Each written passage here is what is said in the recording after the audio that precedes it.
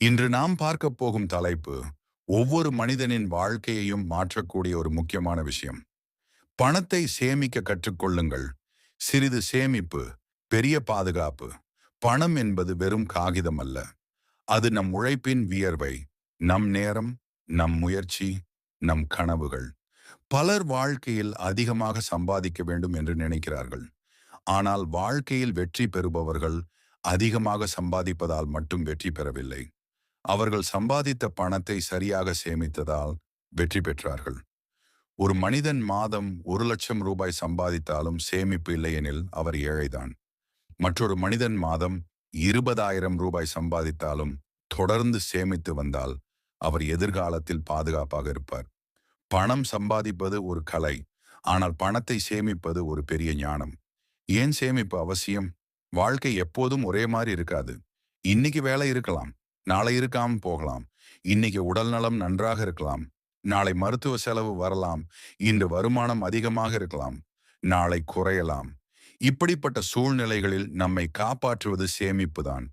வங்கி கணக்கில் இருக்கும் பணம் வெறும் எண்கள் அல்ல. அது நமக்கான பாதுகாப்பு சுவர். அது நமக்கான மன நிம்மதி. அது நமக்கான எதிர்கால நம்பிக்கை. பலர் செய்யும் மிகப்பெரிய தவறு, இன்றைய உலகத்தில் பலர் ஒரு தவறு செய்கிறார்கள்.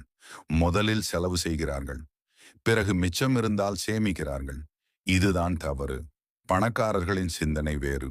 அவர்கள் முதலில் சேமிக்கிறார்கள், பிறகு மீதியை செலவு செய்கிறார்கள். இதுதான் வாழ்க்கையை மாற்றும் ரகசியம். சம்பளம் வந்த உடனே ஒரு பகுதியை தனியாக வைத்து விடுங்கள். அதை உங்கள் கண்களுக்கே தெரியாத இடத்தில் சேமியுங்கள். மீதமுள்ள பணத்தில் வாழ்க்கையை நடத்துங்கள். சிறிய தொகையை அலட்சியப்படுத்தாதீர்கள். பலர் சொல்வார்கள், என்னிடம் சேமிக்க பணம் இல்லை. உண்மையில் சேமிக்க பணம் இல்லையா, அல்லது சேமிக்கும் பழக்கம் இல்லையா? இதுதான் கேள்வி. தினமும் 50 ரூபாய் சேமித்தால் ஒரு மாதத்தில் 1,500 ரூபாய், ஒரு வருடத்தில் 18,000 ரூபாய், 5 வருடத்தில் 90,000 ரூபாய். இது வெறும் சேமிப்பு மட்டுமே. முதலீடு செய்தால் இன்னும் அதிகரிக்கும். சிறு துளி பெருவெள்ளம், சிறு சேமிப்பு பெரும் செல்வம். தேவைக்கும் ஆசைக்கும் உள்ள வித்தியாசம். பணம் நம்மிடம் தங்காமல் போகும் முக்கிய காரணம் ஆசைகள். தேவை ஒன்று, ஆசை ஒன்று. உணவு தேவை, ஆடம்பர உணவு ஆசை. செல்போன் தேவை, அடிக்கடி புதிய மாடல் வாங்குவது ஆசை. வீடு தேவை, ஆடம்பர வாழ்க்கை ஆசை. இந்த இரண்டையும் பிரித்து பார்க்க தெரிந்த மனிதன் பணத்தை சேமிக்க ஆரம்பித்து விடுவான். பிறரை பார்த்து செலவு செய்யாதீர்கள். இன்றைய சமூக வலைத்தளங்கள் ஒரு பிரச்சனை உருவாக்கியுள்ளன. மற்றவர்களின் வாழ்க்கையை பார்த்து நம்மை ஒப்பிடுகிறோம். அவர் கார் வாங்கினாரு, நானும் வாங்க வேண்டும். அவர் வெளிநாடு சென்றார், நானும் செல்ல வேண்டும். அவர் புதிய போன் வாங்கினார், நானும் வாங்க வேண்டும். இந்த ஒப்பீடு வாழ்க்கையை நாசமாக்குகிறது. நீங்கள் யாருடனும் போட்டி போட வேண்டிய அவசியமில்லை. நேற்றைய உங்களுடன் மட்டும் போட்டி போடுங்கள். அவசர நிதி உருவாக்குங்கள். ஒவ்வொரு குடும்பத்திற்கும் அவசர நிதி தேவை. குறைந்தபட்சம் 6 மாத செலவுகளுக்கான தொகை தனியாக இருக்க வேண்டும். அது மருத்துவ அவசரம் ஆகலாம், வேலை இழப்பு ஆகலாம், எதிர்பாராத செலவு ஆகலாம். அந்த நேரத்தில் கடன் வாங்க வேண்டிய நிலை வரக்கூடாது. அதற்காகவே அவசர நிதி. கடன் வாழ்க்கையை கட்டுப்படுத்துகிறது. கடன் என்பது சில நேரங்களில் அவசியம், ஆனால் தேவையில்லாத கடன் மிகவும் ஆபத்தானது. இஎம்ஐ வாழ்க்கையை மெதுவாக சுரண்டுகிறது. நீங்கள் சம்பாதிக்கும் பணத்தின் ஒரு பகுதி உங்களுக்காக வேலை செய்யாமல் கடனுக்காக வேலை செய்கிறது. எனவே கடனை குறையுங்கள். கடனை விட சேமிப்பை அதிகரியுங்கள். சேமிப்பு தரும் மன நிம்மதி. பணம் அதிகமாக இருந்தால் மட்டுமே சந்தோஷம் கிடைக்கும் என்று பலர் நினைக்கிறார்கள். ஆனால் உண்மை வேறு. பாதுகாப்பு உணர்வு கிடைத்தால்தான் சந்தோஷம் கிடைக்கும். வங்கியில் சேமிப்பு இருப்பதை அறிந்த மனிதன் அமைதியாக தூங்குவான். நாளை என்ன ஆகுமோ என்ற பயம் குறையும்.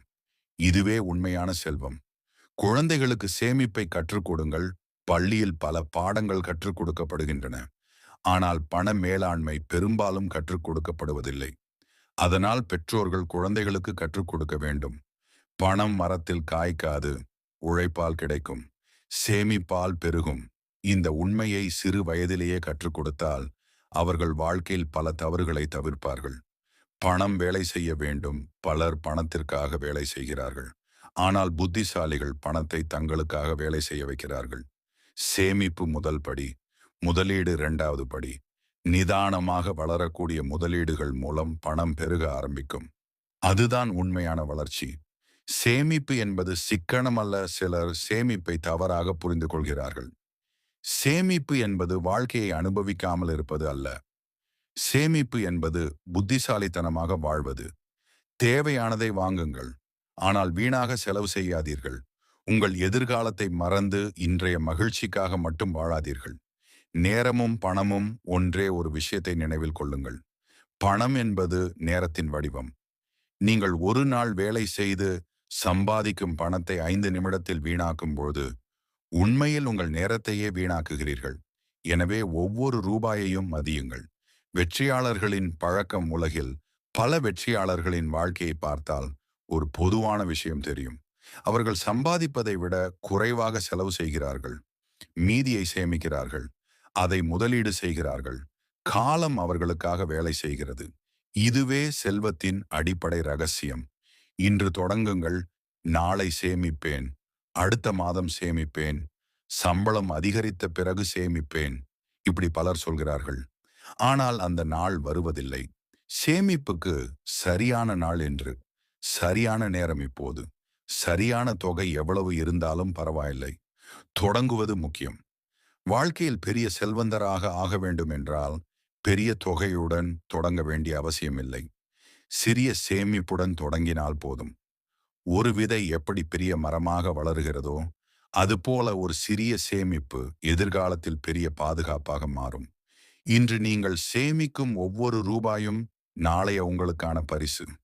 இன்று நீங்கள் கட்டுப்படுத்தும் ஒவ்வொரு தேவையற்ற செலவும் நாளைய சுதந்திரம். எனவே நினைவில் கொள்ளுங்கள், பணம் சம்பாதிப்பது முக்கியம், ஆனால் பணத்தை பாதுகாப்பது அதைவிட முக்கியம். சிறிது சேமிப்பு, பெரிய பாதுகாப்பு. இன்று சேமியுங்கள், நாளை நிம்மதியாக வாழுங்கள்.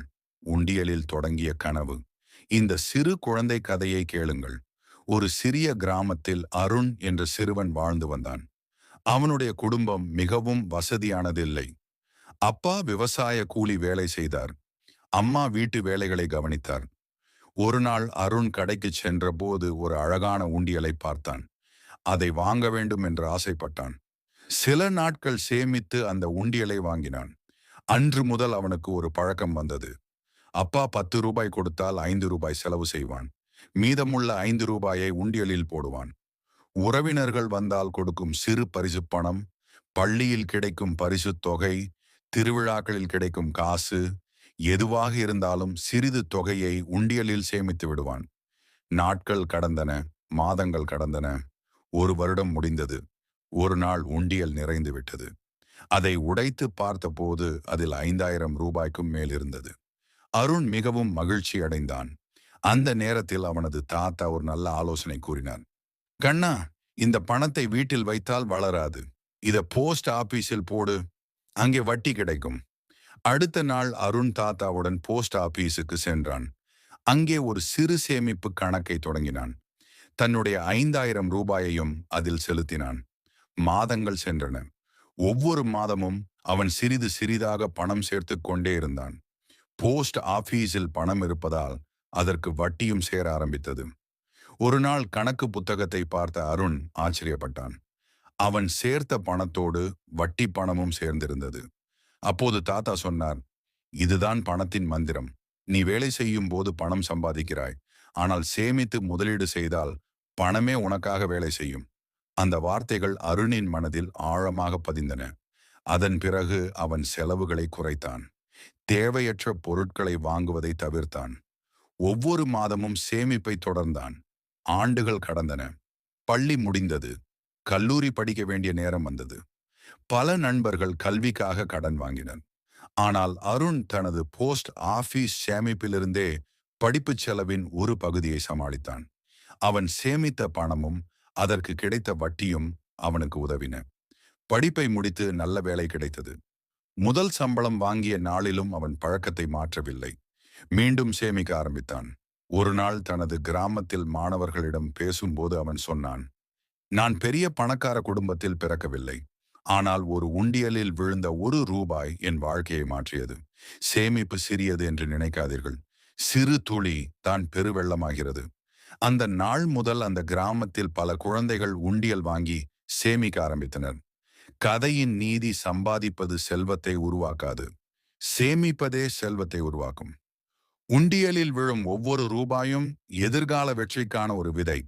அருணின் வாழ்க்கை நமக்கு ஒரு பெரிய பாடத்தை கற்றுக் கொடுக்கிறது. பணக்காரராக பிறக்க வேண்டிய அவசியமில்லை. ஆனால் பணத்தை மதிக்க தெரிந்திருக்க வேண்டும். ஒரு ரூபாயை அலட்சியப்படுத்தாமல் சேமிக்கத் தொடங்கினால் அது நாளை ஆயிரங்களாகவும் லட்சங்களாகவும் வளரலாம். உண்டியலில் விழுந்த ஒவ்வொரு நாணயமும் வெறும் பணம் அல்ல. அது ஒரு கனவு. அது ஒரு நம்பிக்கை. அது ஒரு பாதுகாப்பான எதிர்காலத்தின் அடித்தளம். இன்று நீங்கள் செலவு செய்ய நினைக்கும் ஒரு சிறிய தொகையை சேமித்து பாருங்கள். அந்த சிறிய முடிவு உங்கள் வாழ்க்கையின் மிகப்பெரிய மாற்றமாக மாறலாம். எனவே நினைவில் கொள்ளுங்கள், சிறிய சேமிப்பு இன்று ஒரு பழக்கம், நாளை அது ஒரு சொத்து. பணம் சம்பாதிப்பது திறமை, பணத்தை சேமிப்பது அறிவு, பணத்தை வளர்ப்பது ஞானம். உங்கள் கையில் இருக்கும் முதல் ரூபாயிலிருந்தே சேமிக்க தொடங்குங்கள். ஏனெனில் சிறிது சேமிப்பு பெரிய பாதுகாப்பு. நன்றி. வாழ்க வளமுடன்.